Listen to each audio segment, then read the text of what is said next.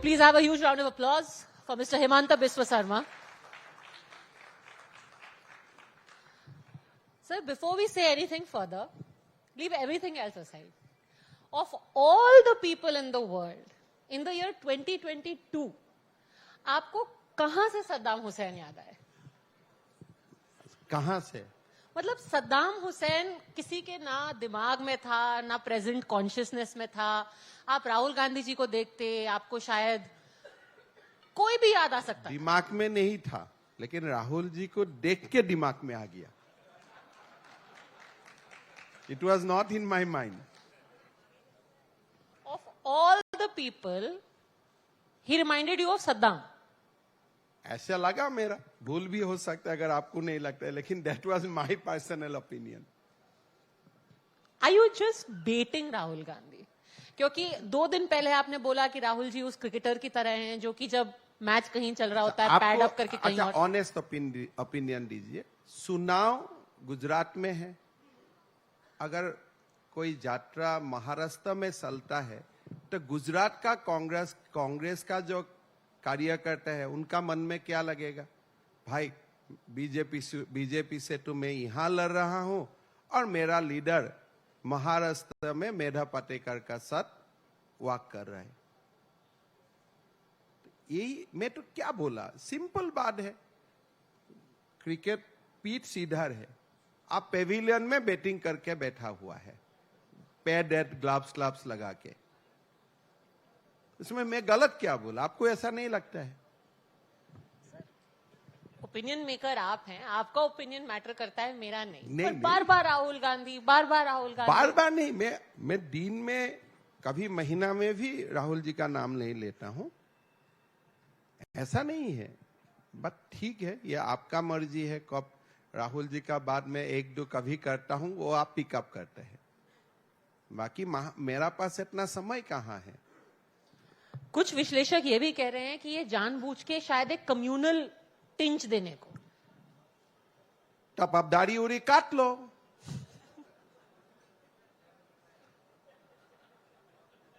You will be look like Rahul Gandhi. झमेला खत्म. आपको बाकी लोगों की दाढ़ी से तो प्रॉब्लम नहीं होती, अगर राहुल जी रख रहे हैं तो क्या प्रॉब्लम? अरे देखिए, मेरा ये किसी का ऊपर ओपिनियन है और भारत वर्ष का पूरा कानून ओपिनियन देने का इजाजत देता है. इसमें मैं क्या कर, am I speaking something against law? मैंने इतना ही बोला कि थोड़ा सा if you change yourself you will be look like Nehru. मैंने साथ में ये भी सलाह दिया. मैंने जब गुजरात में बोला कि थोड़ा सा if you try you will be look like Nehru, तो आपने अच्छा वाला बात को नहीं उठाया. प्रियंका जी कहती हैं उनकी नाक इंदिरा जी जैसी है. अच्छा है ना. ये तो बार बार कांग्रेस से ही ये बातें आते रहता है. ये इंदिरा जी जैसा देखता है, ये नेहरू जी जैसा देखता है. सो कौन किसका जैसा देखता है, ये एक कांग्रेस का नैरेटिव है. इसमें मैं थोड़ा और एलिमेंट डाल दिया. आपने नेहरू जी की एडवाइस दी थी. राहुल जी ने बोला कि मेरा मार्च जो है वो सॉल्ट सत्याग्रह की तरह है, डांडी मार्च. कैसे? He is aiming at replicating Gandhi ji. कैसे मतलब जैसे कि गांधी जी ने पूर्ण स्वराज्य के लिए मार्च किया तो था. देश को अभी आप स्वराज करेगा. गांधी जी ब्रिटिश सरकार का खिलाफ दांडी मार्च लिया था. सॉल्ट सत्याग्रह था कि आप फॉरेन गुड्स को बॉयकॉट करो और आप एक इंडिजिनस जो एक हमारा ही जो चीज है इसको आप व्यवहार करो. तभी इसका साथ कैसे कंपैरिजन आ गया? मैं अगर कल मान लीजिए मैं जाम कर रहा हूं थोड़ी ऊपर में और बोलो कि मेरा यात्रा कल्पना चावला जैसा है,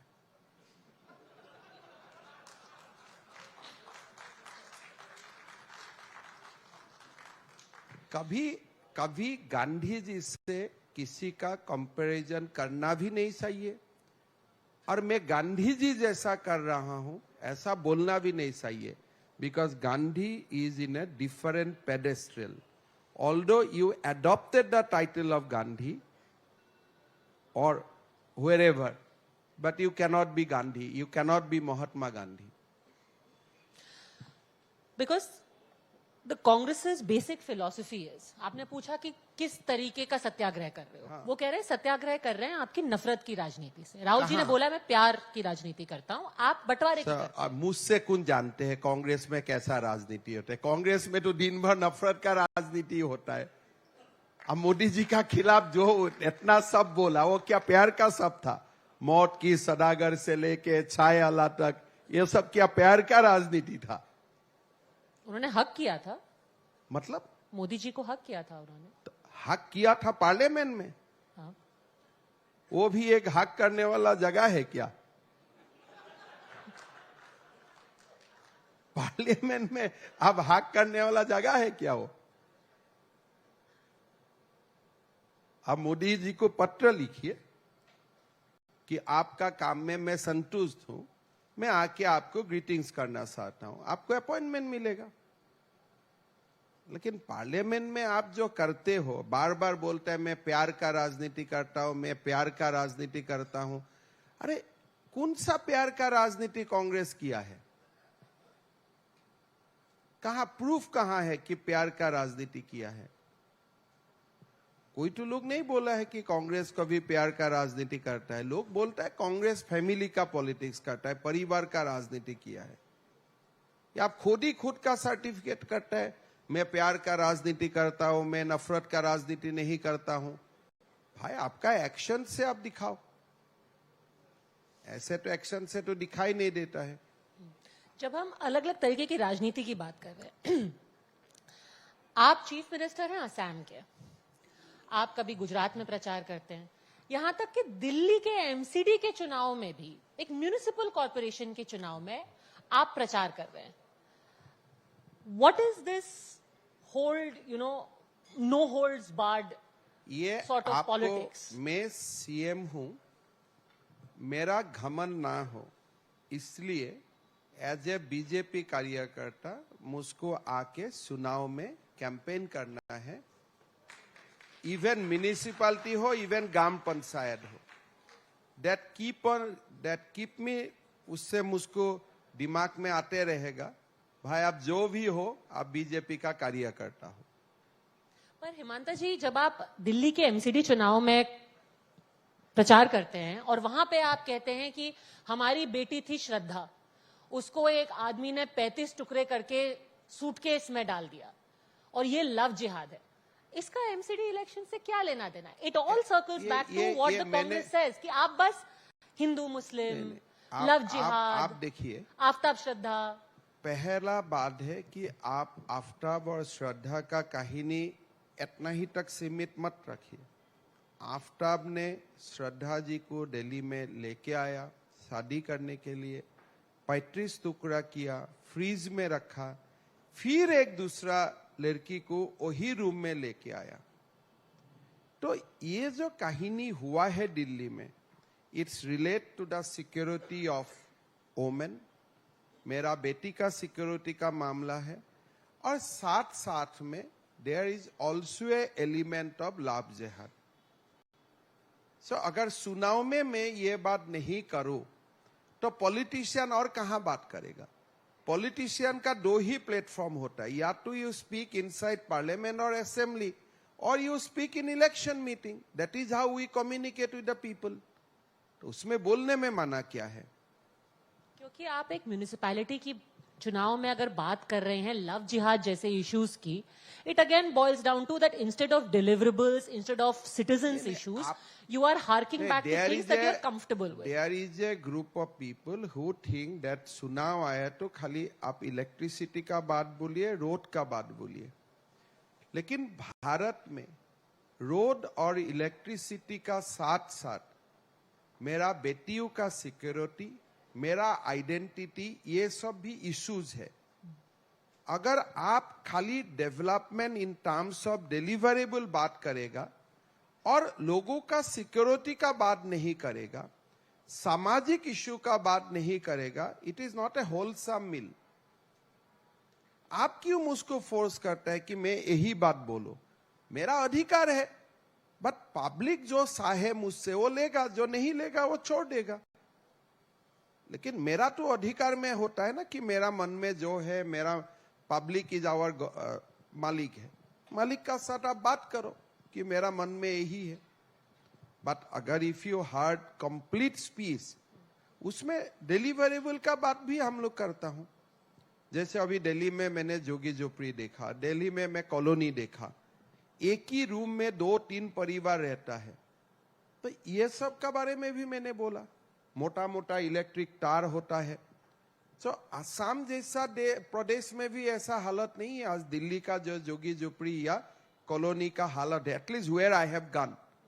तो मैं इसका बारे में भी बात किया हूं। अभी मीडिया का ऊपर है, आप कौन सा बातें उठाएगा। आपके लिए थोड़ा सा ये दिल्ली में प्रचार एक अलग एंगल का भी तो नहीं है, क्योंकि आपने तो सू भी किया है मनीष सिसोदिया जी को। नहीं, मैंने बुलाया हूं गुवाहाटी में, सू नहीं किया हूं। मैं डायरेक्ट बुलाने से तो नहीं आएगा, तो कोर्ट का थ्रू बुलाया हूं। पहले आपने प्यार से बुलाया था कि आकर के हमारे भी क्लिनिक्स देख लीजिए, हमारे हॉस्पिटल्स देख लीजिए, फिर आपने सोचा कि चलो एक और। देखिए, मैं जब दिल्ली में बात हुआ कि दिल्ली में मोहल्ला क्लिनिक है, मेरा बहुत आशा हुआ कि अगर if Delhi has set up something that it must be in the standard of New York or London, because Delhi is our capital. But जब यहाँ के मोहल्ला क्लिनिक देखा तो मेरा थोड़ा दुख हुआ। I become little bit of disheartened कि इंडिया का हेल्थ का अगर standard in the capital city मोहल्ला क्लिनिक होता है और उसी का बारे में आप देश में बोलते हैं। हमारा असम में तो मोहल्ला क्लिनिक का मीनिंग लोग अलग सोचता है कि वहां में पैट सीटी भी होगा, सीटी स्कैन भी होगा, सर्जरी भी होता है, ऐसे जाके बोलता है लोगों में। फिर जब फुटपाथ में क्लिनिक देखते हो तब थोड़ा तो मन में दुख आते हैं। तो आप कह रहे हैं कि असम में you have infrastructure now which can measure up to what the national capital is. At least there are many Indian states who can not match, far ahead of the health parameter of Delhi. हमें भी catch up करने का पूरा कोशिश चल रहा है। हमने 17 कैंसर हॉस्पिटल खोला हूं। अभी हमारे वहां में भी एम्स स्थापित हो चुका है। गुवाहाटी सिटी में ही 2 मेडिकल कॉलेज हो रहा है out of 10 lakh population.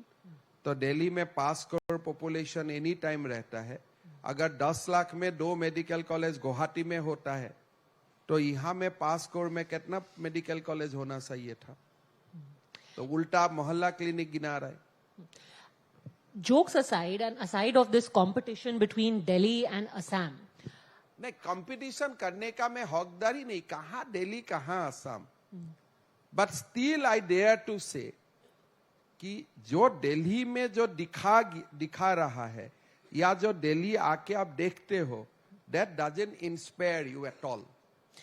in the last 8 years, there has been a concerted effort, especially from the Prime Minister, to try and make up for years of neglect. And there has been neglect. Always we were, told of the Northeast. Almost as if states don't have individual identity. They were Northeast. Now, to build airports, to have national highways, to ensure that to the furthest point you have a proper metal road. Is your vision, or is the Prime Minister's vision of how to mainstream the Northeast up to your expectations and timelines? पहला बात ये आप बोलिए कि there is a effort which was not there before, and it is not a simple effort, it's a gigantic effort. अभी जैसे 1962 में Chinese entered into India. India could not respond because India doesn't have a good road to Chinese frontier, Indo-Chinese frontier.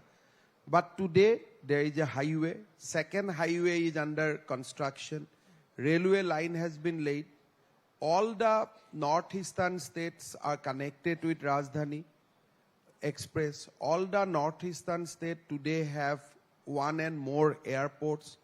So all these has happened in 8 years.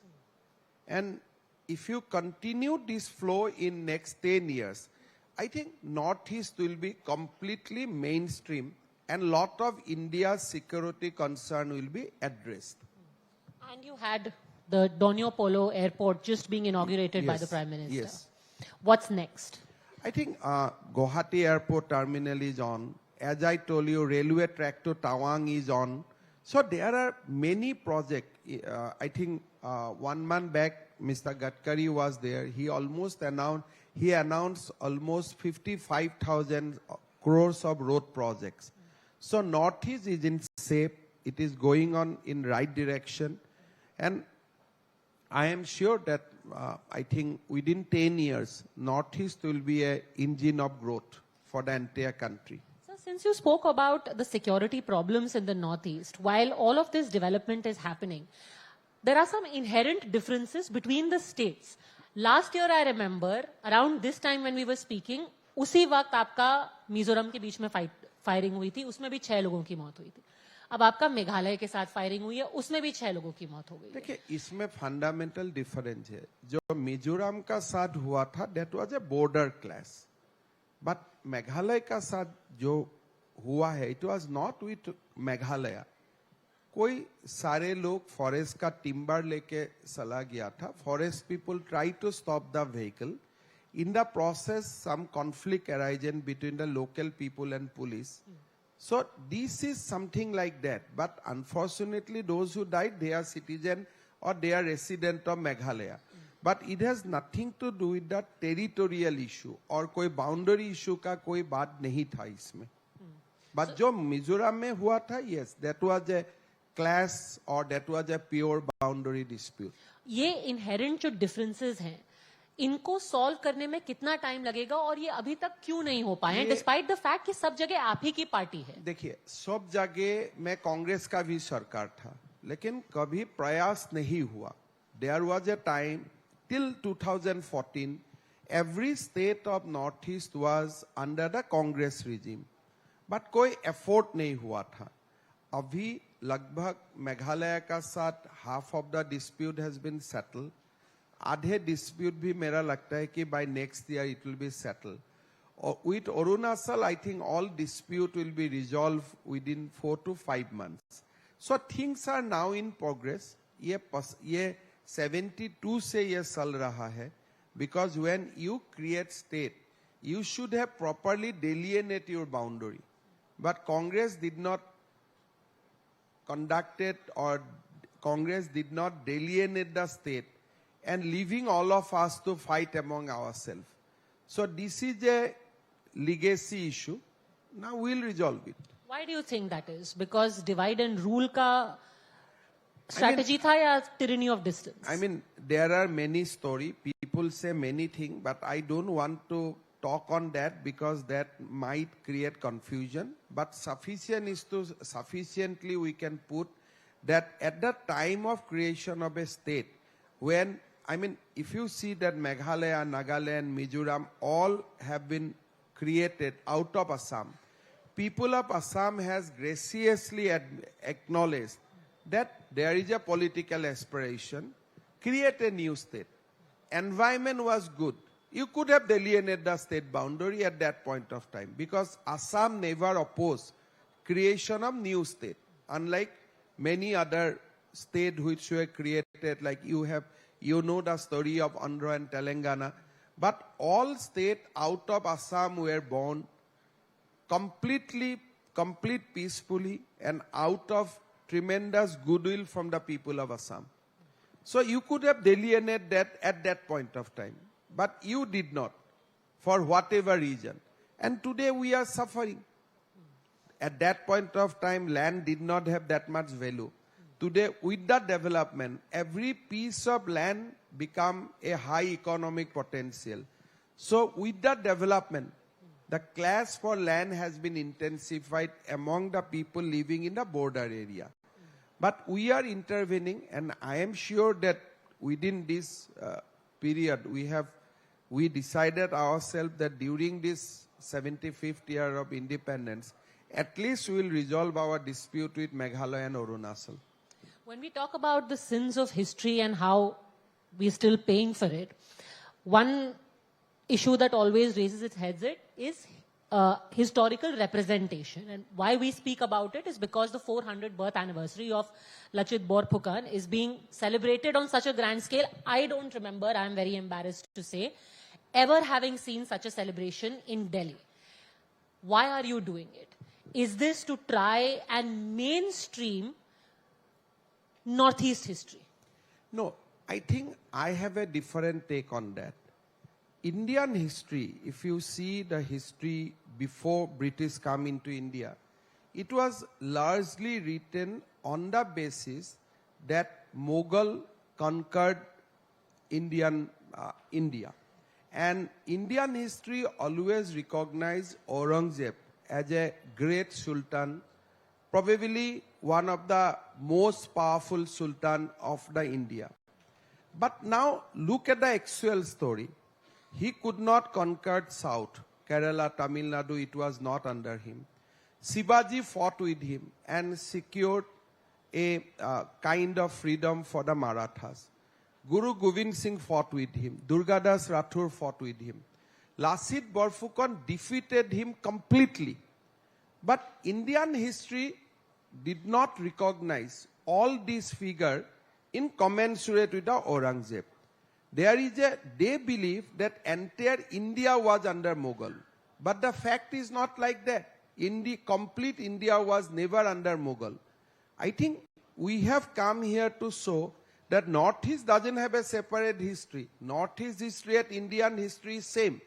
But why you have not recognized Lachit Borphukan, but you are recognizing Aurangzeb? I think the people, basically the left people who has written history, they written in a manner so that you always feel that you have been conquered. You are a defeated people. You are a demoralized people. Somebody has come and took all of you under his fall.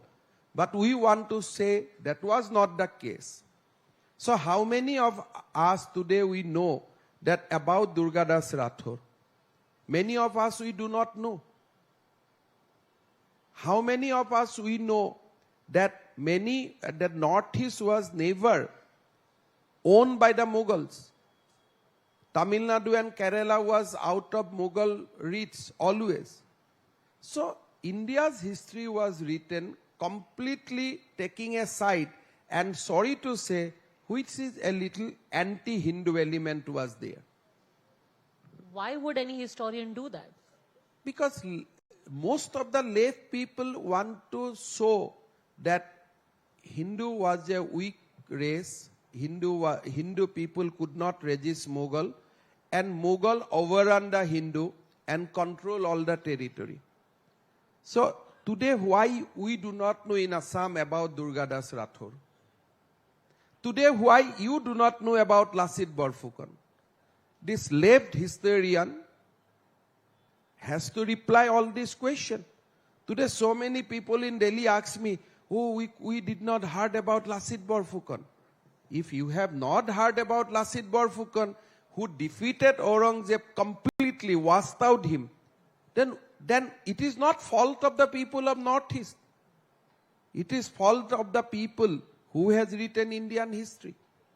They wanted to portray a bigger picture of Aurangzeb vis-a-vis Indian kings. Mughal was a dynasty who ruled or who was there for 350 years. But Ahom ruled Assam for 600 years. Sola dynasty was there for 100 of years. Pandya dynasty. There are many other dynasties who rule longer time than Mughal. But you can think, first it was Babur, from Babur Humayun से औरंगजेब और शाहजहां से औरंगजेब. हमें school में ही सब पता चला था. But do you know Jayadhar Singh, after Jayadhar Singh, Sakradhar Singh, after Sakradhar Singh, Udayaditya Singh? That you don't know. So a left historian has done, बहुत ही भारत का साथ वो लोग ने विश्वासघात किया.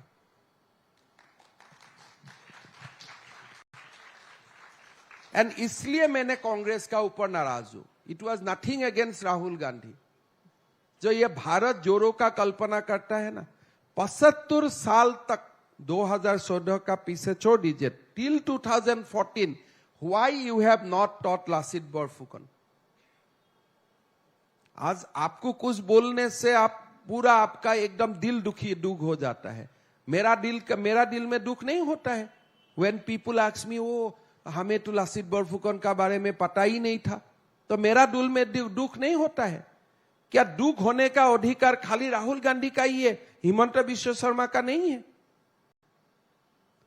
आपने मेरा प्रदेश का साथ और मेरा साथ नहीं, you have done so badly with people, I mean heroes like Durgadas Rathore, Lasit Borfukan, ये सबका साथ जो अन्याय किया, ये आप देश का साथ अन्याय नहीं है क्या? आप क्या देश जोड़ेगा? Sir, to play the devil's advocate, ये भी कह रहे हैं कि जब आपके पास कुछ मुद्दा नहीं रहता, पहले आपको एक हेट फिगर चाहिए। पहले हेट फिगर थे नेहरू, सब कुछ खराब नेहरू ने किया, 62 की लड़ाई नेहरू ने की, भाई पार्टीशन नेहरू ने कराया, सब कुछ नेहरू ने। अब नया आपको विलन चाहिए, तो अब आप हिस्ट्री से लोगों को खींच के Aurangzeb, Babar, certain issues has remained unresolved। मैं परसों दिन भी एक टीवी का साथ बात कर रहा हूं, जैसे औरंगजेब का समय में हिंदू का ऊपर अत्याचार हुआ, this is a recorded facts. मैंने बहुत सारा फरमान पढ़ा है कि अगर आप युद्ध हार भी जाओ तो लूटपाट करके सलाओ। Now these are unresolved things of history. अगर आप लोगों को बोले ये भूल जाओ, हाउ कैन यू, आप कैसे भूल जाएगा? इफ यू आस्क समबडी कि आप जो सिख लोगों का यहां रायट हुआ था आप भूल जाओ अभी, how can you ignore this? You need a closure. आपसे वो क्लोजर आए, सॉल्व हो जाएगा।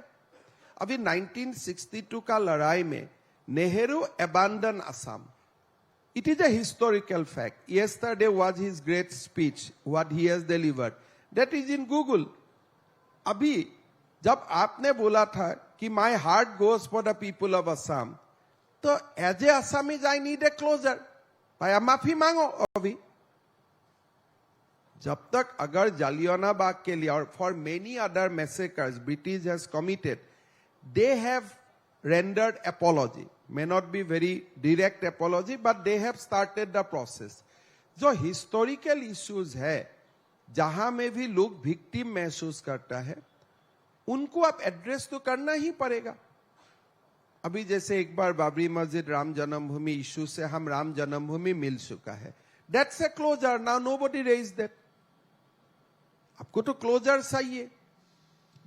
So you think Mr. Rahul Gandhi should apologize to the people of Assam for what Nehru ji did? देखिए, मैंने इतना ही बोलता हूं कि कांग्रेस को मेरा आज क्वेश्चन है कि आपने लेफ्ट को हिस्ट्री लिखने दिया, जो लोग जेएनयू में बैठा है सारे को, these people have undermined the legend of our country, heroes of our country। लोगों का दिल में खेद है, तो कोई ना कोई तो क्लोजर होना पड़ेगा।